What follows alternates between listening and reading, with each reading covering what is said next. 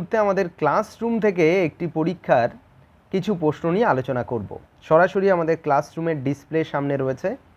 এখানে টেস্ট অপশনে যদি যাই এবং সবাইকে বলে রাখি আমাদের রেকর্ডিং সেকশনে যদি যাওয়া হয় তাহলে দেখা যাবে যে কত ক্লাস হয়েছে। বর্তমানকালে 425টির মতো ক্লাস হয়েছে, অর্থাৎ জিওগ্রাফিতে যা কিছু আছে সমস্ত আমাদের ক্লাসে বন্দি, অর্থাৎ সমস্ত ক্লাস আমরা সিস্টেমেটিকভাবে কমপ্লিট করে ফেলেছি আমাদের ক্লাসরুমে। এবার একইভাবে যদি আমরা টেস্টে যাই, টেস্ট অপশানে গেলে দেখতে পারবো যে বর্তমানকালে অনগোয়িং টেস্টের সংখ্যা 328টি টেস্ট আমরা এখন আমাদের সিস্টেমে অনগোয়িং চলছে। এবার এই টেস্টগুলো একদম লেটেস্ট টেস্ট যেটা অ্যাড হয়েছিল সেটা হলো ক্লাইমেটোলজির প্রেসিপিটেশনের ওপরে একটি টেস্ট 50 নাম্বারের। তার আগে ক্লাউডের ওপরে 55 নাম্বারের একটা টেস্ট হয়েছে। তার আগে এভাপোরেশন অ্যান্ড কনডেনসেশন এক্সেপ্ট ক্লাউডের ওপরে 60 নাম্বারে একটা পরীক্ষা হয়েছে। এবং এখানে ইভ্যালুয়েশন অফ ম্যান, এটা বিপিএসসির সিলেবাস ধরে একটা রয়েছে স্পেশাল টেস্ট, এবং বিপিএসসির মক টেস্ট 8 এখানে হয়েছে।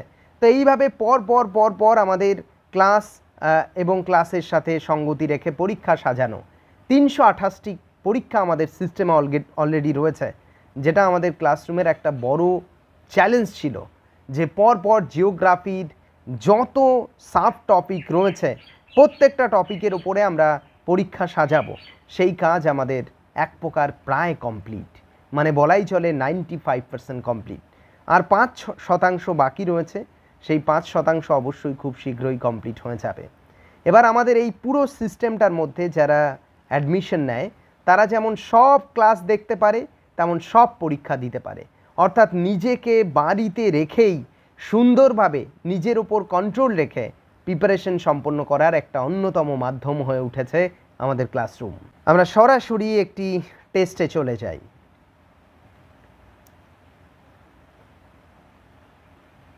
আচ্ছা, অ্যাটমসফিয়ারিক হিউমিডিটির উপরে যদি একটি পরীক্ষা, এই টেস্টটা একটু দেখি আমরা কেমন। অ্যাটমসফিয়ারিক হিউমিডিটি টোটাল 50 নাম্বারে পরীক্ষা হয়েছে। প্রথমে কিছু প্রশ্ন বাংলায় এবং লাস্টে কিছু প্রশ্ন ইংরেজিতে, কারণ আমরা বাইলিঙ্গুয়াল প্রশ্ন এই কারণেই করি, আমাদের ক্লাসরুমের একটা বড় অংশ নেট সেট পরীক্ষা দেওয়ার জন্য প্রস্তুতি নিচ্ছে, যাতে তাদেরও কোনো সমস্যা না হয় এবং অল ইন্ডিয়া লেভেলের যত পরীক্ষা রয়েছে সব পরীক্ষা সে সুন্দরভাবে নিজেকে প্রস্তুত করতে পারে। তাই জন্য আমাদের বাংলা ইংরেজি দুটো ভাষাই রয়েছে। প্রথম প্রশ্ন, বায়ুমণ্ডলের জলীয় বাষ্পের মূল উৎস কী? অ্যাকচুয়ালি জলীয় বাষ্প দুটো পদ্ধতির মাধ্যমে আসে, একটা বাষ্পীভবন আর একটা হলো বাষ্পীয় প্রস্পেদন, অর্থাৎ একটাকে আমরা বলবো এভাপোরেশন, একটা ট্রান্সপিরেশন, দুটোকে মিলে এভাপোট্রান্সপিরেশন। দুয়ের প্রশ্ন, জল কোন কোন রূপে পৃথিবীতে অবস্থান করে? তরল, কঠিন, বাষ্প, 3 রূপেই থাকে। আর মজার বিষয় হলো এই 3টে রূপের যে হেরফের হয় যে প্রসেসগুলোর মধ্যে দিয়ে, সেই প্রসেস থেকে কিন্তু নেট সেট লেভেলে প্রশ্ন আসে। যেমনটি যদি প্রশ্ন করা হয় জল থেকে, মানে তরল থেকে বাষ্প হওয়া মেথড কি, সবাই জানি বাষ্পীভবন, কিন্তু যদি বলা হয় বাষ্প থেকে আবার তরল হওয়ার পদ্ধতি কি, সেটাকে বলা হয় কনডেনসেশন। এটা খুব সহজ প্রশ্ন দুটোই।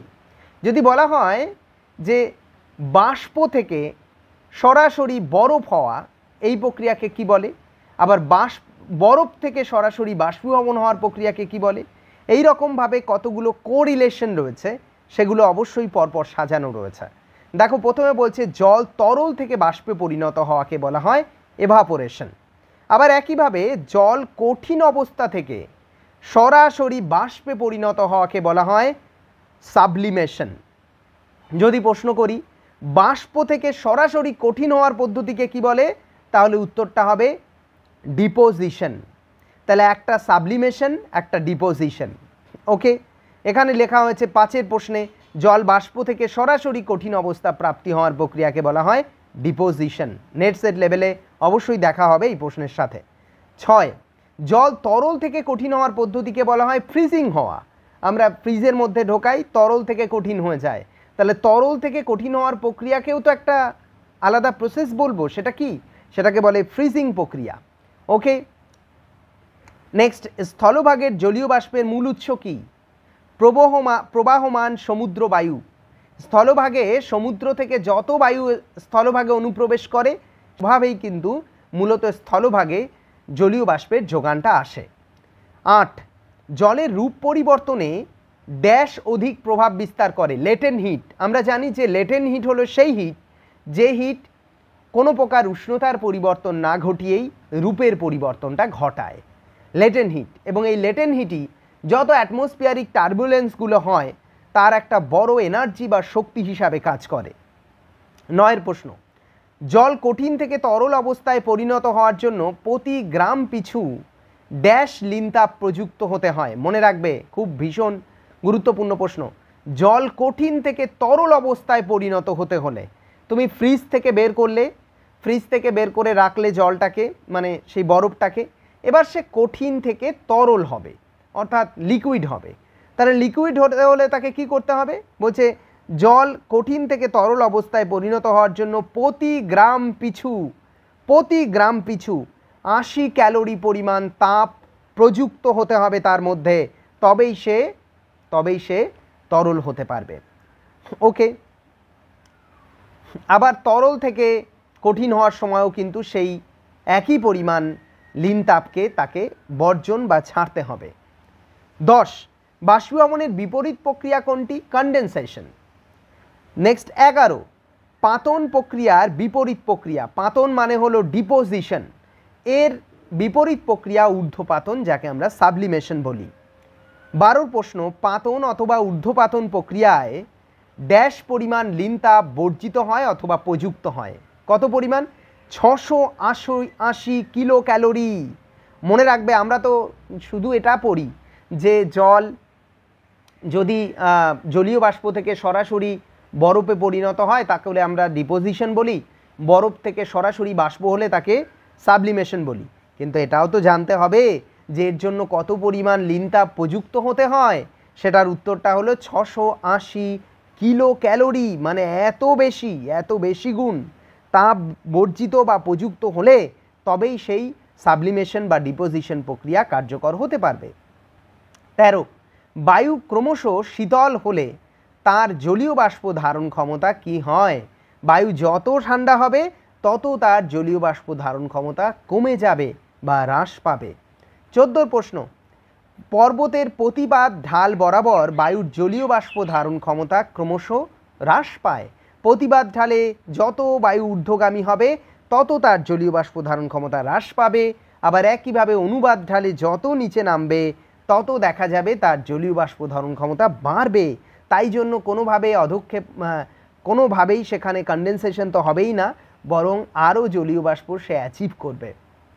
15 নম্বর প্রশ্ন, শীতল ভূপৃষ্ঠের ওপর দিয়ে উষ্ণ বায়ুপুঞ্জ সঞ্চারিত হলে বায়ুর জলীয় বাষ্পের ধারণ ক্ষমতা কিরূপ পরিবর্তন ঘটে?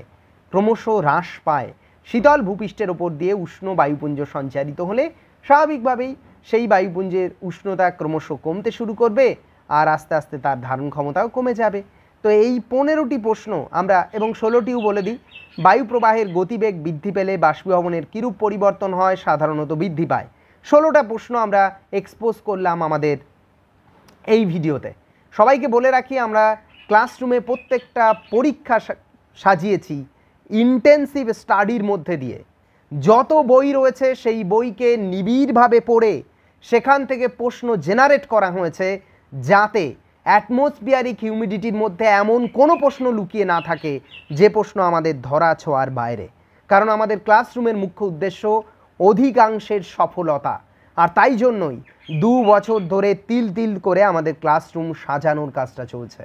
যে যখন খুশি আমাদের ক্লাসরুমে অ্যাডমিশন হতে পারে এবং নিজের তাড়নায় নিজের মতো করে প্রস্তুতি সম্পন্ন করতে পারে।